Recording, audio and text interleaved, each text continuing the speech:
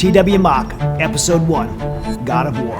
T.W. Mock isn't a soldier in the traditional sense. He is what some would call a god of war. Not because he wages war, but because wars are won and lost on logistics. And are those responsible for the system to make sure people have access, placement, beans, bullets, and whether they live or die when chaos ensues. If it's a power vacuum, T.W. Mock is the guy that brass calls to clean up and build what the government was too slow or too inefficient to fix. T.W. approaches leadership through stewardship, accountability, and service, focusing on people and outcomes, not politics or headlines. With that, let's welcome T.W. Mock to the show. All right, T.W., we're here at the Refuge Steak and Bourbon Bar. Absolutely. Beautiful place. We'll get you here later tonight. The food's amazing. My friend Van, who you spent some time with, introduced me to this place a while back, and we do a lot of meetings here, bring a lot of guests here. It's the first time we actually record an episode here. So welcome. Impressive place. Yeah. Yeah. Looks great. So, I mean, I've been so excited. The whole team's been excited to have this conversation with you. You and I met at the presidential inauguration. Yes, sir. With your amazing wife, Tanya.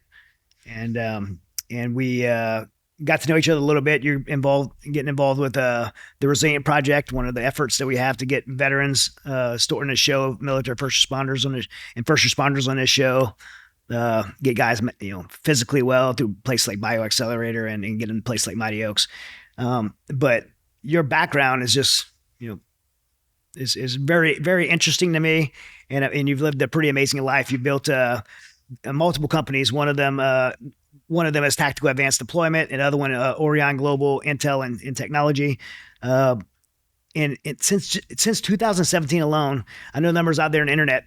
You built a portfolio of managed assets. Correct. of $118 billion. At its height, it was, yes. Yeah, and managed assets. Managed assets, not direct owned assets. So what's that actually mean? So explain that. We got into that disaster recovery space based on an issue that happened to us personally, but policy compliance became a real thing. And then realizing that some of our client base, or the market, had a blind spot, and nobody was maintaining large commercial properties like that. So from a peril loss perspective, i.e. hurricanes, hail, wind, all those things. So subsequently, we got involved in that space, and we built that part of the company out. I hate sales. I hate it with a passion. I hate it. So subsequently, we sold MSAs, something that we did with the U.S. government in Iraq at the time. So we would have an ad hoc program. So we took a program that I built in Iraq and subsequently we implemented here in the civilian world. And then that's where it grew. And then we managed those assets here in the United States, the Caribbean, Mexico. We didn't touch any other countries under that program. But if we had let's say we had a peril loss, hurricane, tornado that hit a managed asset, then we respond to that asset within 6 hours.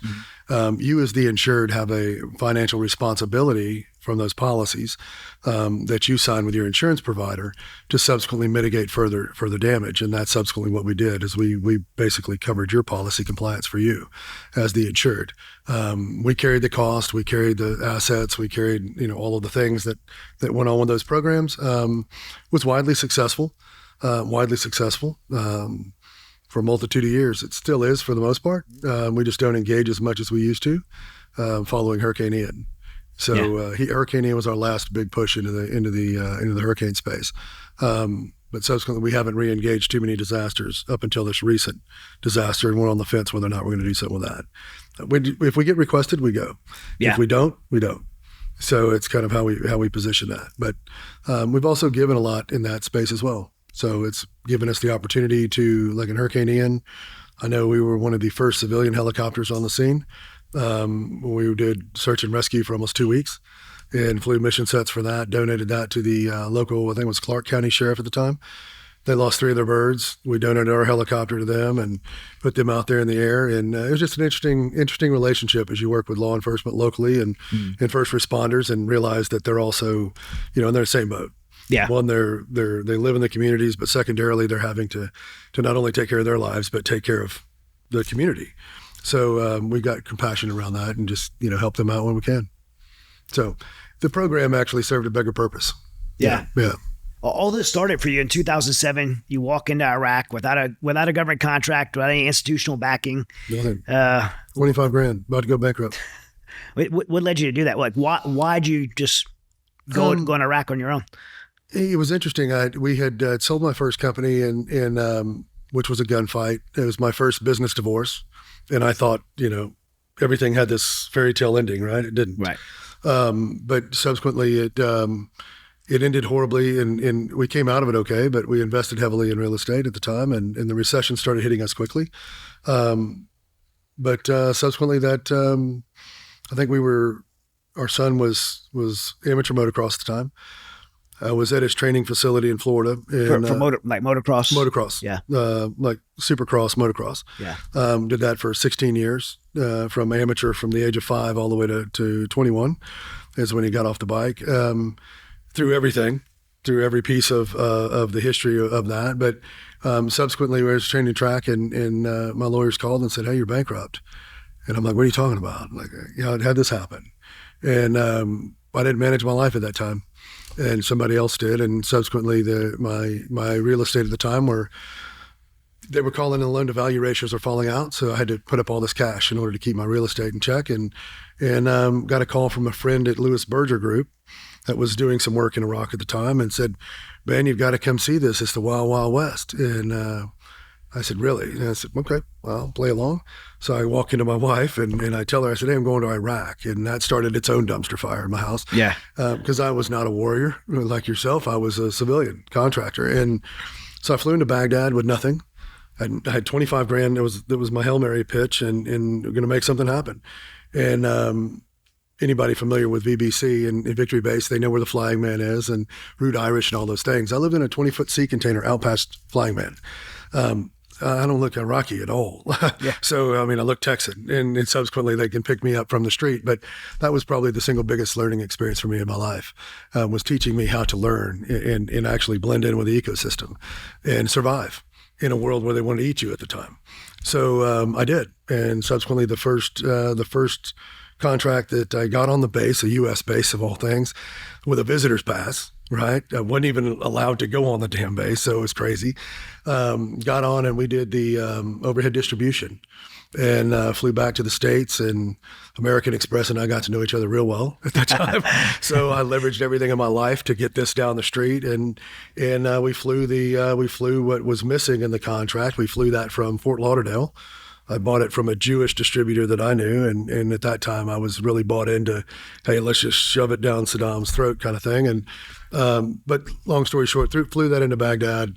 It literally that was the pivot point where everything changed. So in 2008, when the recession was going backwards, we were going in a completely different trajectory. So just because of the war in Iraq. So it was an interesting time in my life, but risking it all again. And I've done that too many times to even reference it to be effective. Actually, stupid is probably the better way to put it. So, but it worked. The timing worked, and the attitude worked. There's a saying in combat that's referenced by tons of tacticians throughout history.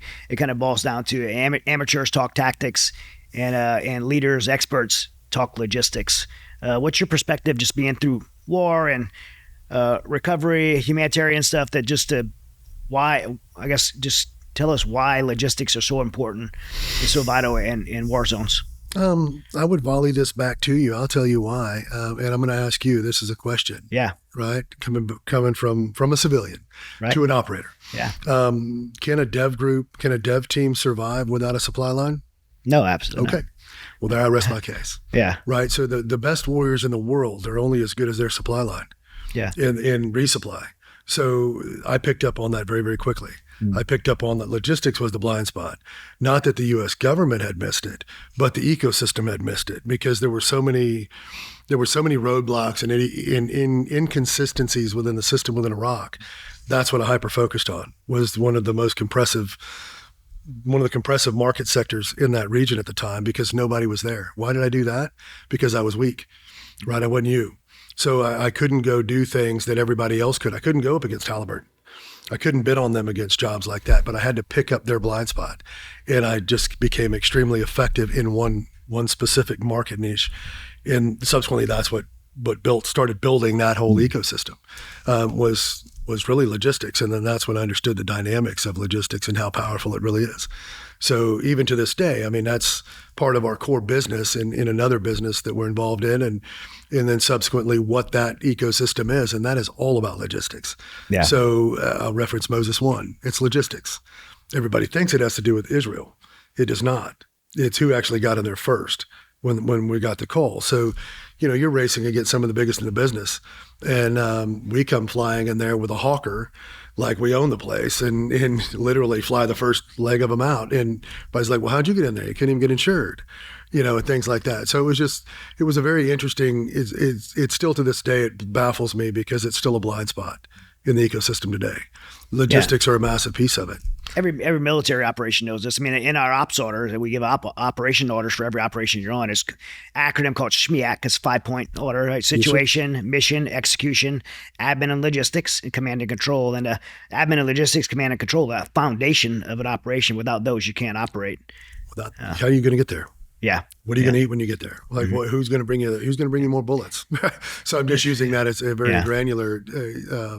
Even the FEBA, the forward edge of the battle area, as conventional military forces push forward, they can only move as fast as the logistical supply chain. That's right. Right. I mean, growth happens that way. Right. Look at our supply chain now. Let's talk about economics real quick. Yeah. So reference our economics. So we're literally codependent on what? A supply chain that's out of China, because we don't have any industrialism in the United States. That is a huge, huge blind spot in a massive issue of national security, in my opinion. But anyway, I won't get on a tangent of that, but I'm saying that somebody missed that over the last 20 years of our life, 40 years of our life, and subsequently allowed the country to get to a place to where subsequently we're codependent on somebody else. Right. And anyway, that goes back to supply chain, logistics, and all of those things. So if you own the supply line, you also own your client. That's one thing I did learn. Because you can control that tail of that dragon, if you will, in some way. Meaning you can speed things up, slow things down. I mean, you can control the op tempo, right? You can by just simply, if you're a day late, things happen. If you're a day early, things still happen, right? Maybe a different outcome, different collateral. But I've seen logistics actually manipulate the outcome of a certain situation multiple times. You could use it as an adversary, right? In warfare, you attack logistics and supply lines, and economic warfare, you disrupt logistics and supply lines. It's funny because we're having some pretty interesting conversations right now about SLDO, and I'll point back at the team, but supply line disruption. Let's say we've got a PhD in that. Yeah. So for the adversary. Because I'll learn the adversary quicker than I'll learn what we need to be doing on the front side of an operation. And I'll understand who we're pushing against. And then I'll disrupt that supply line first to annihilate that, to basically neutralize that threat in some way. We've done it in Haiti, Israel. Pick an AO. Yeah, so, why face the threat when you could weaken the threat? Also, and I'll throw or this incapacitate the threat. Well, I'll throw this out at the operator in the room and say that, the greatest gift in my life that it took me a very, very long time to understand, because I didn't come from your world, right? But was taking another man's life, right? And the second greatest gift was the choice not to. And then ultimately watching that play itself out in Haiti, right? Where there was not one round fired in Haiti. We were zero kinetics on the ground and we were the most effective. So I go back and I say that not for any other reason to say that that shows me that the team is drinking my Kool-Aid, if that makes any sense. And they had the discipline not to engage. That's also a massive piece of this equation, is the discipline to de-escalate and not just go ahead and destroy. That's historically what they're trained to do, is just go out there and eat. So to pull those guys back was actually humbling for me to watch, and then understand the ecosystem when we got out of that. We kind of debriefed and in realizing that it had a major impact on how they approach things in the future. So it's been a blessing and a curse. So why does I've been around our government since I was 17 years old. Yep. I still work in and out of the government throughout my life, both military, contractor, working as a surrogate for the government, doing humanitarian stuff, just like yourself. Why is it that the government contracts organizations like yours to do logistical work and not do it all internal? Well, I would use terminology such as plausible deniability, or and I'll just say that active service members can't go some places that the agenda may have, or they may have an interest to go there. Assets may be strong, maybe are kind of hemmed up at the moment. Mm-hmm. And then there's not very many players on the ground right now that there are, but they're not, if that makes any sense. The logistical supply line is massive, and there are massive players out there that can move things commercially. There are not massive players that will go into contested areas or deal with nefarious actors at some level, or go into war-torn theaters. Who wants to fly their $20 million aircraft into a place where they're shooting at you? Mm-hmm. I'm just saying, because if you can't insure yourself at some level, I'll use our corporate jet and say, we flew our personal corporate jet into Haiti. And that's pretty much the plane. If I'm flying with somebody, or if I'm flying around and my pilots aren't on up front, then the odds are I'm not on the plane. So it's kind of interesting the way that my mind kind of works and checks that. But the reality in this is that nobody's going to fly their aircraft in there. Haiti right now, the airspace shut down over the same thing. They just like to shoot aircraft. But ultimately you get down in who does that? Nobody. Right. So guys historically don't want to do that. So whether to tail loads in Africa, that's a big issue right now. Nobody wants to fly their aircraft into Africa in certain regions. We get asked to fly in there quite a bit right now. And then subsequently, there's some places in South America, same way. Nobody wants to go in there. You get your aircraft confiscated. All the things can happen to them. Your pilots can have a problem, or there's just so many variables, intangibles that you can't control, but you can control it if you have a human element to it, and the region, and the players on the ground. So that's been probably one of our most effective networks that we have. Is we historically don't go into we will, but we historically don't operate inside of countries that we don't have connective tissue on the ground politically. So I'm better connected Oconously than I am CONUS. So I'm not as connected here as everybody thinks I am. So, take me to the Middle East, I got you. So take me to Africa, I got you. Well, a lot of people in the face, you're known for tactical advanced development or TAD. Yeah. But I think what a lot of people don't know, what I'm learning that barely anyone knows about you is Orion Global, which is your intel infrastructure technology company, which is that connective tissue on the ground. And I'm excited you're willing to talk about it here. Like, can you tell us what that company does and what do you do for the government, outside the government? What kind of capabilities do you have with it? It's interesting. Orion, everything in our life that has branched off into a business model has been from an operational necessity. Right. So I didn't have access to certain intel. So we had to start building our own. And then ultimately we realized that the governmental space didn't have certain intel sets either. So then we gift it.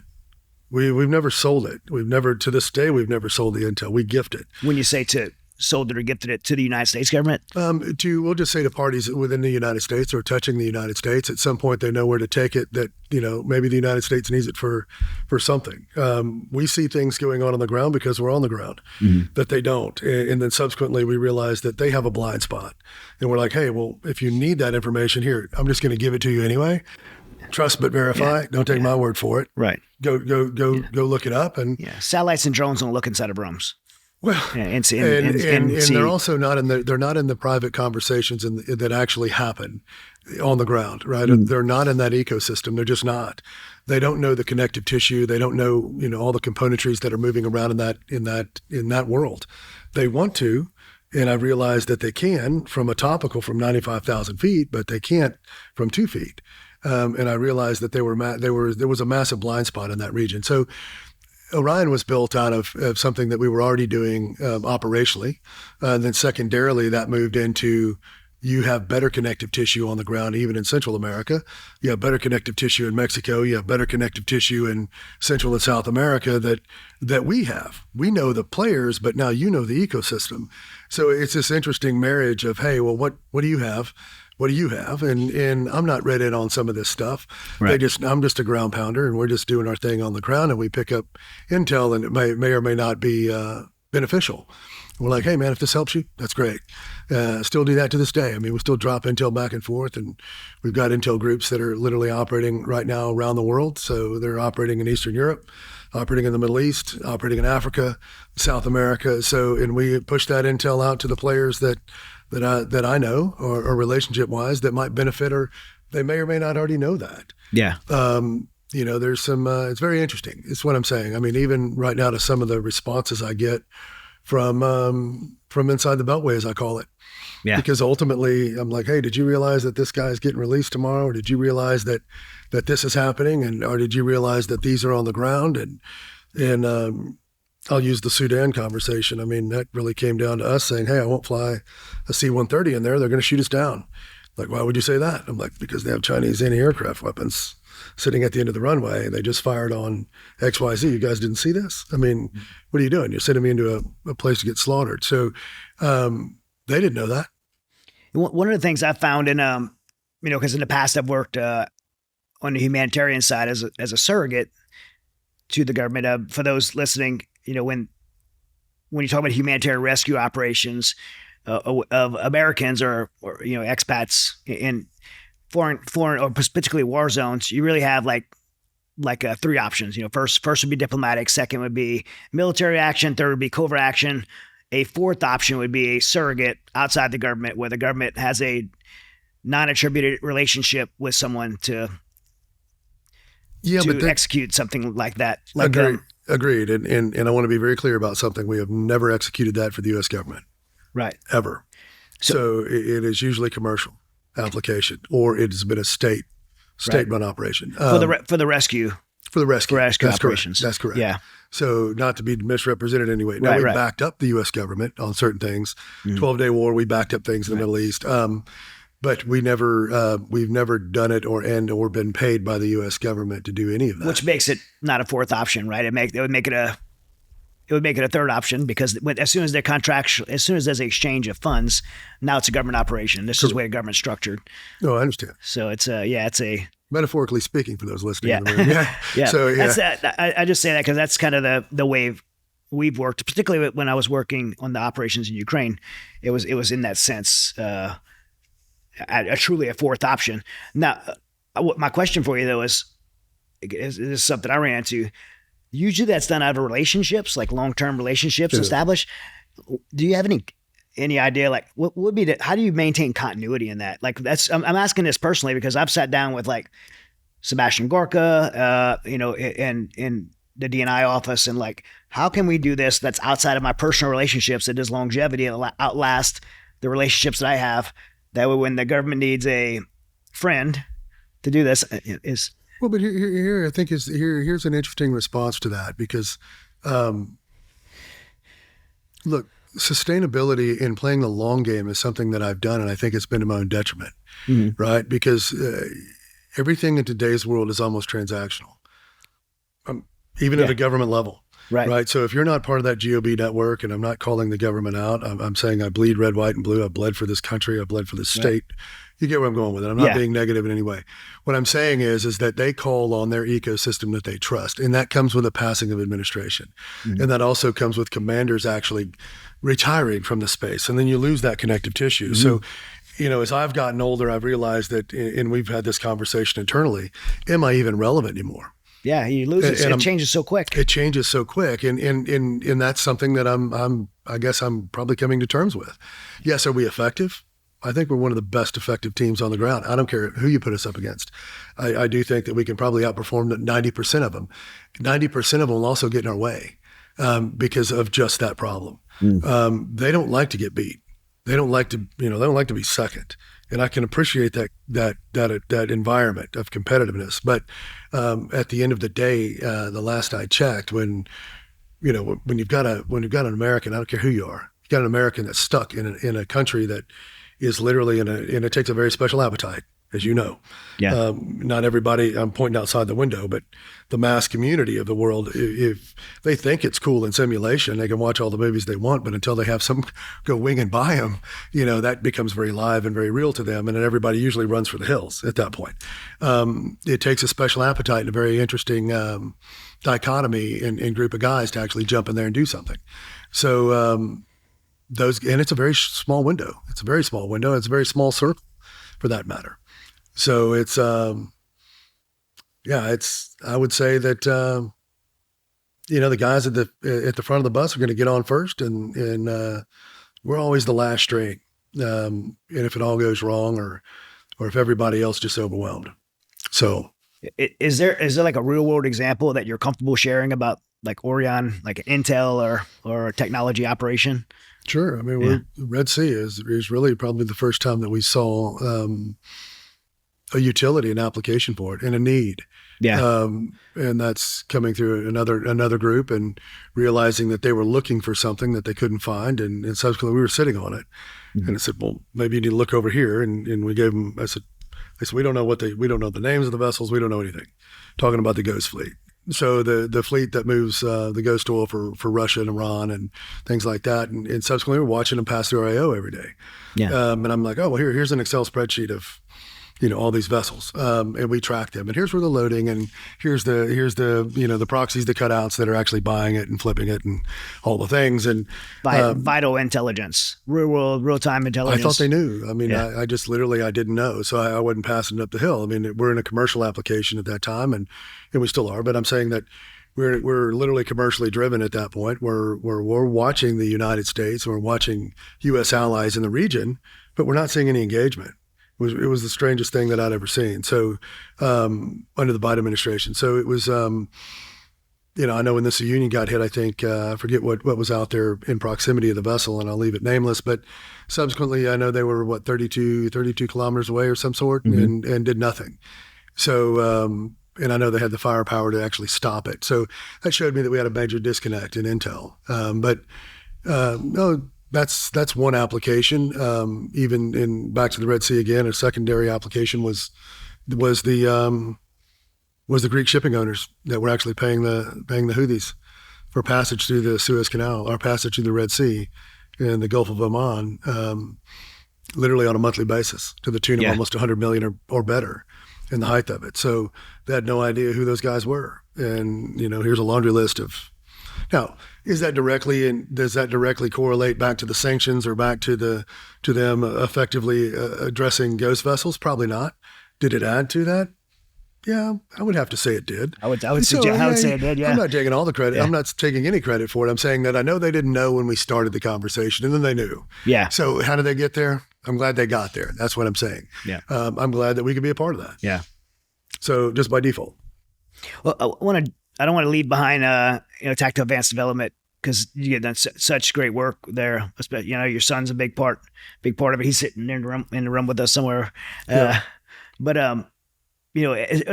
been a big part of it, primarily focused on rescue, evacuations, recovery when other systems failed. Correct. You guys did some incredible work there. What are some of the things that they're doing, that TAD is doing today, or some of the highlights of what it has done recently? Well, the highlight reel is, I'd probably roll back to the Red Sea. I would roll back to, which is a reinsurance facility that Tactical's done. But, subsequently, I don't know, under this group, in between my son, our COO partner, in the team, look, at the end of the day, I'm just the chaos guy. The team actually, it does the work. I'm just crazy enough to have the appetite to do it, and they're crazy enough to have the appetite to support it. But ultimately there's massive purpose behind it. So, Haiti was one of them, and that was probably, we've been all over the world for me, but Haiti was probably one of the most interesting dynamics that we had faced based on the culture on the ground. Mm-hmm. I had not experienced that. Pick one in Africa, right? Yeah. Haiti ranks right up there in my top 5 of just crazy places to go and do things, but it's not a bad place. But it's not a place that has sustainability right now, right, in its current ideology. So you had to understand that everything was transactional there, and they would eat you in 2 seconds. But they literally were. Literally. I won't go literally. I won't comment on that. But what I would comment on is that what I did realize quickly is that the ecosystem wasn't there. So the weapon became money. Yeah. that became the ecosystem, and that's what kept us alive on the ground. So, meaning that you literally you create an ecosystem around that, and then subsequently you're basically bringing that money. 75% of it's on staying on the ground, from operations, vans, hotels, all the things. Right, that ecosystem is the same ecosystem that kept me alive in Iraq. So I hired within, and I built within, and I trained within. So that Israel was pretty interesting for us. We weren't directly involved in it, but we got involved in some very interesting stuff. And, Israel, for that particular situation, there was a situation in Egypt that was probably one of the most dumbfounding things that I had been involved in quite a long time. 286 Americans ended up in Egypt. Yeah. Okay. I just happened to be walking past a skiff. The door was open. Heard another gentleman that I know very well was really compressed and emotional about something, and I stuck my head in the door and said, "Hey, what do you need? What's going on?" And subsequently, another operator had flown 286 into Egypt at the time, and they seized the aircraft. Right, and there were 2 people that breached the aircraft. Got on. Anyway, it could have gone from 0 to 100. Did we have something to do with that? Same thing with the Red Sea. Yeah. Did we have everything to do with it? Probably not. Do we have something to do with it? Yes. Yeah. Right. And I'll leave it there because I know there were a lot of people involved in that. So I wasn't tracking at the time. That's super generous of you. No, I wasn't generous. I mean, here's one thing that I don't want to see, and I don't want my team to ever experience this. You've experienced it. Yeah. So have I. And that's having to take somebody home. Right. Or that's having to explain that under your responsibility, if you're evacuating and you pick them up, that's like having your kids in the car. Yeah. They're your responsibility. You're going to go before they will. Yes. Right. So, I don't ever want them to experience that. Yeah. So at this point, that's not even an option. Yeah. It's just not an option. So, that became very personal to me. But no, that's the easy side of success. Yeah. Mission success, not success in business. I'm taking mission success. Right. Look, just be as good as your last mission an hour ago. Right. Well, I mean, if that's your priority, right? The mission success is priority, then you're going to have ultimately business success will come from that. Well, your purpose is straight. If your purpose is straight, right? If your purpose is straight, if your true north is truly straight, right? And look, I have been wrong so many times in my life. My compass has been way off kilter, way out of balance, and I have come back to purpose every single time, right? And when I have no purpose, guess what happens? I'm like a fish out of water. Yeah. When I have purpose, I'm like a bird dog. Tell me to go get that bird, I'm gonna go get that bird, right? If I don't have a bird to get, you just send me out in the field. I'm gonna run around in the field and just not know what to do. So I've just it's taken age and wisdom, is what I'm saying. Yeah, you've got to learn from experience. And the gray in your beard, right? I'm just saying that's called experience. It's there, yeah. Yeah, you've earned every mile. Yeah. So, and you know what it looks like. Yeah, I could tell you this. I could tell you the moments that it got grayer. Oh, sure. Well. Last 2 years of my life, I mean, all this, look, I don't even have any hair. You have more hair than I do. So, and the more gray just keeps popping in. Yeah. So, I mean, the world gets more compressive. Yeah. And I don't see it calming down anytime soon. Right. So, live for peace, but understand that that's not a reality. Yeah. It's just not. So, in my opinion. So, I think we as a sovereignty have been at war. We have not been at war but 12 years of our existence. Let that sink in. Fact check that, but I'm pretty sure I'm close. Yeah. Right. We have been in a conflict for the last 250 some odd years. Only 12 years we're not a conflict. Wow. Is that an agenda? Yeah. Okay. Is war about peace? Is war about business? Yeah. I want to talk about that. Oh, yeah. We're going to get into some good stuff. Yeah.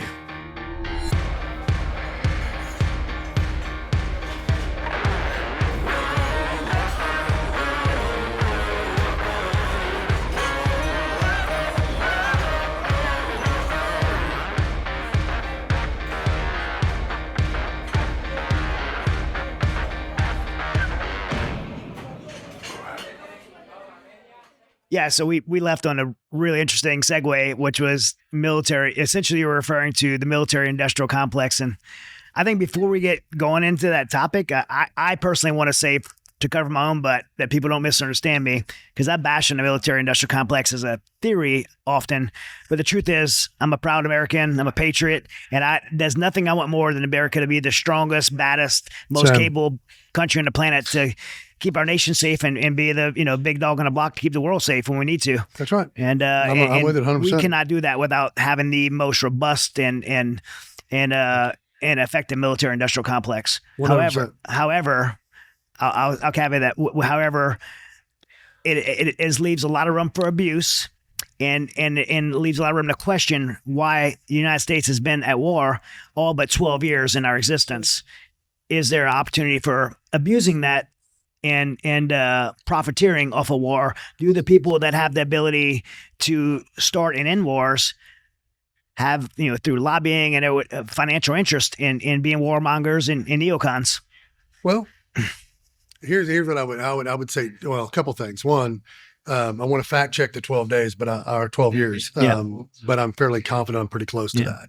Yeah. I don't want to be misstated. But if not 12 years, it's been more often than not. More often than not. But here's what I would also say to that: is war about peace? Is the war on drugs? Are they ever going to solve that war? Pfizer wouldn't want that, would they? No. Would Raytheon want that? No. Would everybody in that ecosystem want that? No. Then I'll pick on the war on drugs because, in my opinion, we could have solved that a long time ago, to a degree. Now you go back to the industrial complex. I used to think war was about peace. I've realized that it has nothing to do with peace. It has everything to do with an agenda or interest or matter of national security. I'll take a rock for that matter. I've heard a bunch of different rumors and a bunch of different theories about that, but I would ask you, why were we there? Yeah. I don't know. Well, I heard it was oil. I heard it was a Stargate. I heard it was all kind of things. We heard it was weapons of mass destruction. Yeah. Okay. Yeah. Did you find them? That never showed up. Okay. Right. Yeah, I couldn't confirm or deny any of that. What I could confirm is that I never saw the weapons. But I was also 07. So it's not like I was there in the beginning. So, but you won't say this, but I will. KBR made a lot of money off of Iraq, and the Vice President of the United States, Dick Cheney, was pretty connected to KBR. So like those kind of things make me question, the motives. Boy, there's a lot I would say there. That's loaded, right? That just kind of just primed the pump to go down the road and get me sued. You don't have to say it. Yeah, but here's what I do know. I mean, industrial when you build a business around defense, and understand that all of those components. And I'm going to ask you: does artillery have a shelf life? In theory. In theory, no, yes. really. Well, yeah, but, okay, I see what you're saying. Yeah. Eventually it's going to. Eventually, there's that 6 to 8 year window where I'm going to use a certain, won't call them guided systems, but certain systems that they have a shelf life. Okay. Whether those fuses or those primers, whether they have to be reworked, reconditioned. Look, they have to cycle all this out at some point. So in order to move that hardware, where did a lot of our old hardware go? And I'm asking, this is more of a question for the ecosystem and saying that if we were, when Ukraine popped off and we're giving all this money to the Ukrainians, it wasn't direct cash. Some of it was, but there was a lot of hardware that went over there. Yeah, what I'm told is if you took $250 billion, I don't know what the number is, but 80% of it actually stayed here, and in weapons manufacturing, only 20% actually went there. So and understand that the big five and those big defense guys, and they spend hundreds of millions of dollars, and inside the Beltway better than I do, and how that ecosystem works better than I do. Their lobbyists can outpower everybody. Yeah, and those lobbyists just do what they need to do in order to get that. To get those budgets and those things approved. So that's what I meant when I say the same people that have the ability to end the wars have the ability to start them. Have the ability to start it and let them continue. Well, agreed. And then let's just go back and I'm going to pick on Iraq. Okay. How did Saddam get there? Well, we probably put him there. Right? Okay. I don't know, but man, yeah, we did. I'm assuming we put him there. Yeah. I'm assuming we did. Yeah. So I'm not assuming. I may have heard that. Yeah. Or time or two. Right. Yeah. But I would also go to Castro. I would just pick somebody. Karzai, Gaddafi. Okay. Let's just keep going. Right. Yeah. We'll just keep moving down. How did they get there? Yeah. We wanted them there. Yeah. Let's talk about ISIS. Zelensky. Oh, don't even get me started on that little prick. But I'll be brutal on that guy. But I mean, think about that for a second and realize that, well, let's just go ahead and get there with that guy. I know we tracked him for a minute, meaning his personal net worth. Right. Do you have any idea what it's worth today? I know he's probably one of the wealthiest men in the world right now. I know he's the largest landowner in Wyoming. Yeah. I know that. And I know when he started the war, it was 400,000 was his net worth. What's it? What would you say it's at now? 18 billion or so dollars. So 400,000 to 18 billion because the war started. I could be misquoted on that. Right. I'm fact checked that. I'm not saying that that's gospel. But he's prohibited an election to forfeit his power. I think they call that a dictatorship. Yeah, but he won't make, and he's refuses to come to the peace table to actually end this thing. Well, but understand this, that 90% of the time when you're fighting for somebody that's not willing to sit down at the table and speak for themselves, it behooves him to prolong this endeavor. Well, if he's making that kind of money. Well, but how did he become the largest ranch owner landowner in Wyoming? That ranch that he bought was massive through his trust. How did he buy $100 million casino in Cyprus? Well, you need a place to wash the money, I would assume. I would assume, if I'm a betting man. But I also know that a lot of the items that were actually donated or gifted to the Ukraine actually ended up back on the market. And subsequently they were floating around the world. And we're talking about guided systems. We're talking about things that shouldn't be there and that are falling into hands of people that shouldn't have them. I.e., do you want narcos to have a guided, you want the narcos to have a stinger? No. I don't. No. Because those jackrabbits will use it. Yeah. So, I mean, there goes a Southwest jet that just falls out. I'm saying that they're non-discriminatory on how they would use those assets. So, and that's where things get very gray and things get very loose. But the defense, again, that complex benefits from all of that because what does it do? It creates chaos, right? And you can hide in chaos. Just know that. So I know a lot of folks that hide inside of chaos because they can't stand on the street and actually do business. You create a lot of opportunity in chaos. A lot of opportunity. And I'm one of them. I call myself out. So I've monetized chaos most of my adult life. And because that's what I know. I know chaos. You can take that back to my childhood. And I really gravitate to another gentleman in my life that kind of went down a road and said, hey, probably because of this happened in your world, this is why you gravitate to this in your life now. But it's very interesting how trauma happens and things effectuate collaterally over your entire life. So, but back on the industrial complex, I don't know.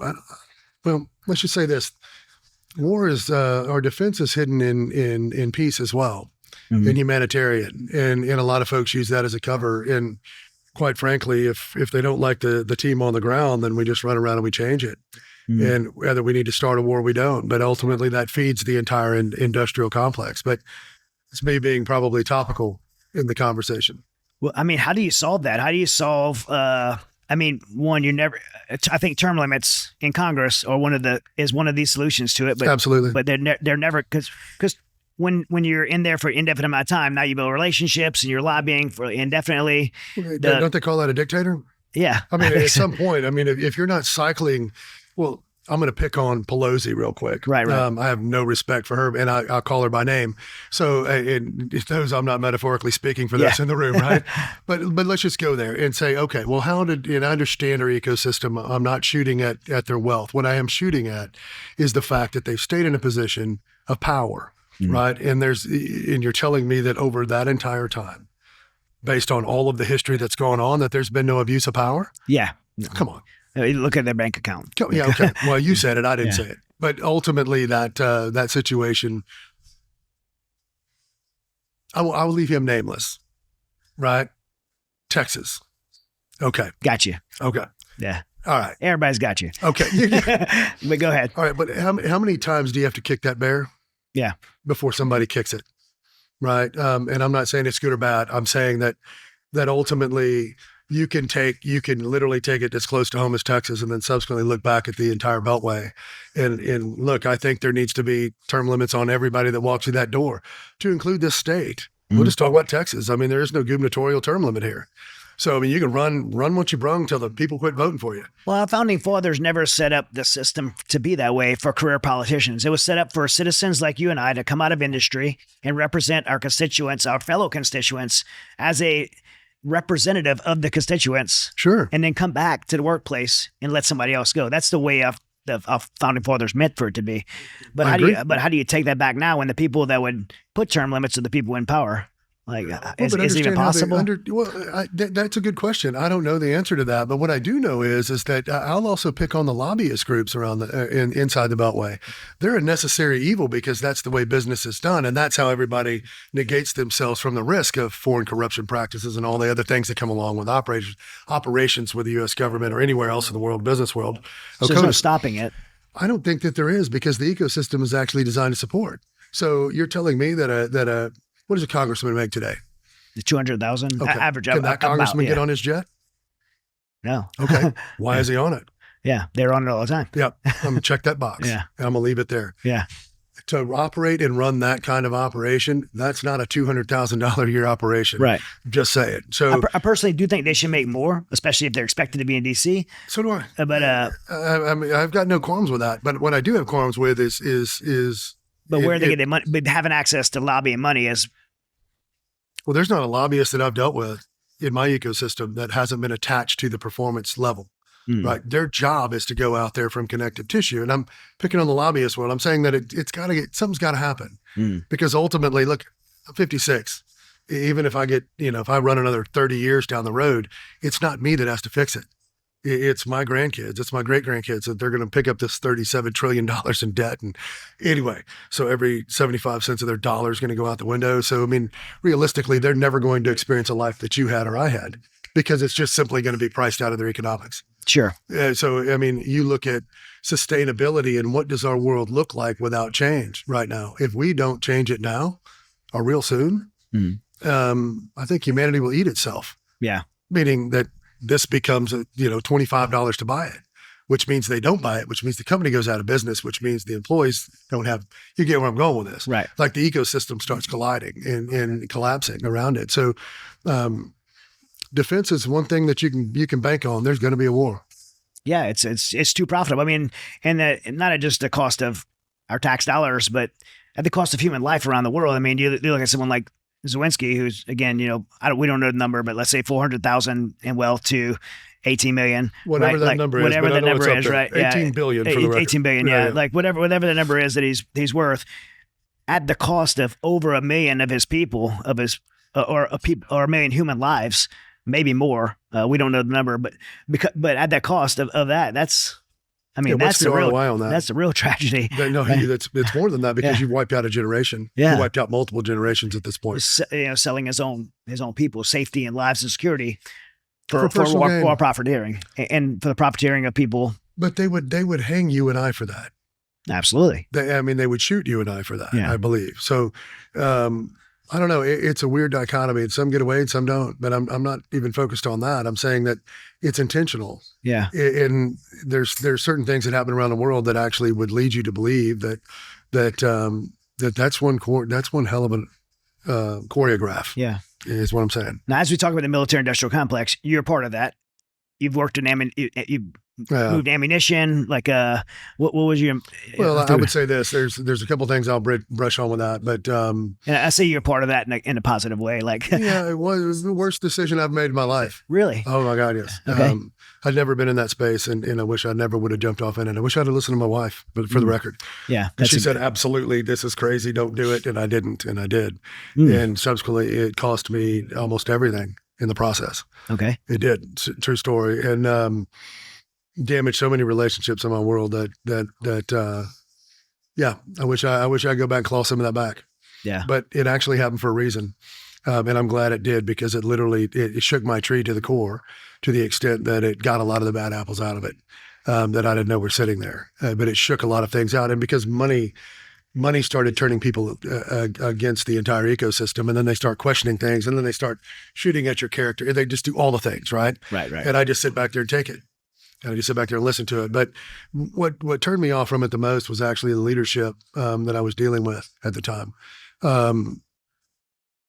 because I've never in my life ever been around somebody that was so individualistic and it had such an ego in the room that didn't deserve to have it.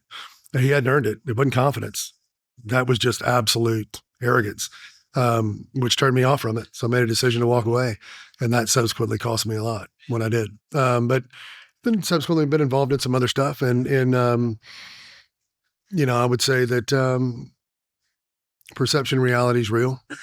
Mhm. Operation Bluebeam is a real thing. I always joke that, metaphorically speaking, but It is. we're not going to support them over here, but shove it through the fence over here and do all that craziness, right? Yeah.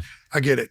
Just say, hey, you know what? Being committed to something is very different than being on the fence and saying I'm going to try to do that. Yeah. So, in my opinion, when we get involved in the Ukraine, if that's our agenda, then be committed to the cause. Right. And be committed to getting to a distance of actually, but here's the agenda. And I'm hearing this third hand, not read in on this, but I heard that the tactic was never to support the Ukrainians. It was to draw 50% of the Russian tactical hardware out of Russia. Mm-hmm. Ukraine became a proxy for us to actually take it out. Yeah. That's what I hear. So not that I know, because I'm nobody. So I don't know that. What I do know is that that's pretty tangible. And then I would say pretty plausible. It makes sense. Makes sense. And then I would also fast forward to the 12-day war in Israel and knowing what happened there, right? $27 million an hour, plus or minus, based on open source intel, is what the Israelis are firing our Patriot systems. They take about 12 years to build. $27 million an hour. An hour. U.S. has got their assets in the region. They're doing the same. Do you realize how much, fact check this because I could be wrong, probably not. I'm shooting it inside the Beltway, but probably not. We depleted 20% of our sovereign stock, which left certain other adversaries' assets pointed at us, then we had no way to neutralize the threat. Yeah. So why did the ceasefire happen? Because all of a sudden we realized that we may have been getting played in this. They drew us out and we jumped. Yeah. And it took all of those assets to defend. And then all of a sudden we find ourselves basically digging a deficit. Now, that's a theory. That's my theory. That's not fact, but it's fact on numbers. It's not fact on, did it actually occur that way? Was it designed to happen that way? And then I'd be in the middle of the 12-day war. And we as a sovereignty are in the middle of this. And I see a November registered helicopter on the ground in Iran. Like, hey, help a guy understand what's going on here. Maybe they should turn that ADSB off. Just saying. Yeah. If I can see it, maybe you should turn it off. Yeah, when you say that, can you explain what that means? Every aircraft in the United States has an ADSB, which is basically a notification system between the aircrafts that the other pilots can see the aircraft, and it throws out the tail number, the call number. Predominantly, you don't see civilian November registered aircraft in a hostile AO, Iran being one of them. Historically, if it was me in a November, they'd shoot it down, right? So that just tells me that there's something bigger going on here in the conversation. And no, I'm not read in on that. So, nor have I ever been. So what I would say to that is that the United States had something going on over there. Mm-hmm. And that wasn't by accident, because that particular group doesn't do this. To see things like that on the ground, I don't know, it gives me a different story. I do know that we were called in during that situation to possibly go into Tehran and pick up 43 expats right before we bombed the place. Yeah. I found that to be somewhat mildly concerning, because we shouldn't be that group, in my opinion, but we did get that call and we kind of stood around for that. But subsequently, whether that's... when you say we, you mean you guys at TAD? Yeah, TAD and Halo. And then, that never actuated it in the right direction. But, there's certain things like in the middle of that war that why wouldn't BB allow the U.S. aircraft to actually land in Tel Aviv? They had to take them back up to Jordan and actually fly them out of Jordan or fly them out of some other AO, because they didn't want them flying into Israel. They didn't want the Americans to leave, or the Israelis to get out of the country. I mean, just a bunch of weird dynamics going on with it. Way above my pay grade. I don't know exactly what the narrative was or the agenda was, but I do know that when you have people in harm's way and the order is to remove them, and certain guys do certain things and then certain guys stand down. So I don't know. It's a very interesting dynamic. Certain guys are read in on certain things, certain guys aren't. So agenda, that's where I'm kind of go with it without saying it. I mean, I don't even know what the agenda is anymore. Yeah. What is the agenda? I have one more question related to this. Title 50. What do you know about Title 50? What can you, I guess, inform us? Title 50 real? Okay. I would happen to think it is as well. I don't know. I would throw this out from my experience. When somebody needs to navigate congressional approval, that's a great place to start. Yeah. And then subsequently move certain assets around that don't require financial instruments that actually don't require Congress to approve. They show up on the budget next year. So it's a very interesting dynamic. So if you look at the budget this year and you go back, you're going to see something kind of show up this year. And that should be in the tune of around $100 billion that'll show up on our budget this year that happened last year. And I would leave it there and then go down a rabbit hole and dig that up. Yeah. And I can tell you where that went to an extent. But, I guess what essentially, I know you're not saying it, but essentially it gives the ability to shuffle, kind of shell game funds around that otherwise would need congressional approval. Sure. It's all monopoly money, right? Yeah. Yeah. So we just go print out another anyway. But I would reference it like this. Iran-Contra, Ollie North, right? All of that stuff. I believe it's my understanding that was part of the program. Yeah. And it was all fine until they got caught. Right. So, no, I'm not a subject matter expert. No. I really appreciate being able to have this conversation with you. I mean, just from your experience, especially in the last, close to 20 years of working in a space, this is just, I can sit here all day and ask questions and pick your brain.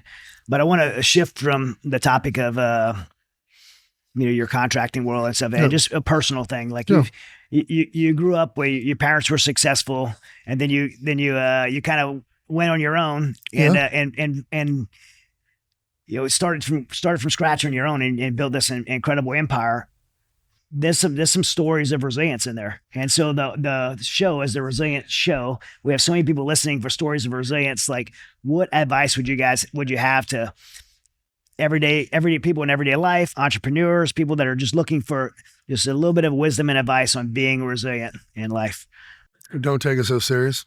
Yeah. Don't get up and do it again. I mean, fail and fail often and learn to embrace that. I mean, look, I've had a couple of wins in my life. I've had thousands of failures that literally humiliated me in public, whether that's me believing in something that just didn't happen or monetize. Failure is something that I've just learned to embrace and learn to embrace failure and learn to be uncomfortable. And when you get comfortable, get uncomfortable again. Yeah. And don't be comfortable. There's a saying in Lifelong Grappler. It says, become comfortable being uncomfortable. That's right. Well, I mean, look, I don't know how else to put it. I mean, you think that it's fine until it's not. Right. And we've all been broadsided by craziness in the business world or our personal life that nobody's tracking. Yeah. I think you get the opportunity. I think for the younger guys in the world, when they haven't failed yet, I think that's something that tends to rock people, and that's 90% of the problem. But when you get, I guess, in your 50s, and you're just dealing with a laundry list of roadmap of failure, and then you've got great successes. But those things just tend to you tend to embrace the wins. And but I remember the failures. I don't remember the wins. It's crazy. Yeah, I'm super thankful. Likewise for this. I know we're going to do one more part of this and another episode for next week. So for those listening, you definitely want to tune in next week, because I'm going to hit CW up on a little less serious stuff, some fun stuff. Actually, it's super serious to me. And on extracting more peculiar things. So we got to jump into some pretty wild stuff. That was wild. Yeah, that was wild. Yeah. So you got to stay tuned in for that. But before we go, we got some amazing sponsors at the other table over there. We had a Smith & Wesson 1854, either 45 caliber, 30-30, or 44. It actually could be in a 470 as well. Stealth Hunter, it's like a kind of real compact bush gun. Had a Vortex Strike Eagle optic on it. So we're going to gift you one of those, a courtesy of Smith & Wesson and Vortex. That's amazing. And we're going to give you some Gators eyewear, some other sponsors. We have some great sponsors like BioAccelerator, BioPro supplements, SLNT or Silent bags. They make I don't know if you use Faraday bags. Do you use I Faraday do. bags? So I do. we're gonna get you some silent Faraday bags. They're the best in They actually Faraday work? bags. Yeah. Yeah, Oh yeah. we've literally been They throwing them out. actually work. Yeah. No, these actually work for you know. And I travel with mine now. It's Sure. it's for my laptop. For all my I keep my everything in there. Yeah. And then my buddy Andrew Arabito, who's a former Navy SEAL, has started an amazing company. It's called Half Face Blades, and he makes some of the best blades. And he gave me a handful of these to give out, and I want to give you one. It's their folder. They're incredible. I carry one every day, and it has the Resilient logo on it. So it's that's a absolutely gift amazing. from my buddy Beto Wow. and Half Face Blades. That's beautiful. Yep. Absolutely beautiful. I'm grateful. I'm humbled and grateful. Not real sure why you had me on here, but I appreciate it. Man, great. It's been a great time. Great time. And thanks for, everything you do for America. I know a lot of what you do is patriotic driven. Yeah. So I thank for what you do for America, and I thank for what you do. You and your family do so much for others. And I know you don't want credit for that often, but I personally say thank you for that. Well, no, I appreciate it. Yeah. It's tough. It's Yep. a great place to be, though. I'm humbled. I'm just grateful and thankful. Seriously. Absolutely. Well, let's go eat some food. I appreciate you. Thank you. Hey guys, I hope you enjoyed that conversation with TW. He is an absolutely incredible human, but there's so much more to the story, and we'll catch it next week. Before I talk about next week, I want to say this. If you like this episode, throw a like on it, leave a comment for TW, share it with someone, share it as far and wide as possible. Join our Patreon, because we have some behind-the-scenes Patreon content with TW as well, sharing more secrets about some of the stuff he's been involved in. But next week, in our next episode, we're going to talk about something with TW that's absolutely wild. It's not a evacuation, not in a war zone, not a humanitarian response. It's a evacuation of what is known as a crash site recovery. So when we have downed aircraft or assets of the government or extraterrestrial craft or advanced technologies that are found around the world, we have to recover that thing. And sometimes the government does it, sometimes the government uses contractors like TW to do it. So we're going to get in deep and talk about some things that have been revealed for the first time ever publicly of evidence of non-human intelligence. So I was so stoked about this. I know you will be too. So definitely tune in next week for part 2 of TW Mock. You're just going to blow your mind. Stay tuned and stay resilient.